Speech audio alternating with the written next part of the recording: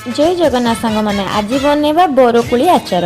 तो ये मुझे कोली को भलसे धोई नेली तापर जी दरकार लुण से भलसे गोले देकी खरार दीटा खरा सुखे देकी तार डेम्फ सब छिड़े नहीं कोलीटा को टिके फाड़ी नेली। ये नहीं जीरा पान मधुरी सुखिला लंका और अल्प टिके मेथी सेटा को भाजीदेली हल्का तापर ताको ग्राइंडिंग करने जी।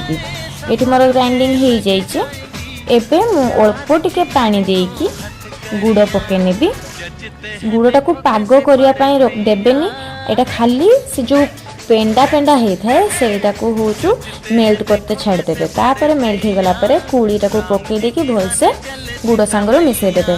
यहीना मु स्वाद अनुसार लुण आ जो मसला करके रखी सेटा को पकई देकी भलसे ताको मिसईदेमी।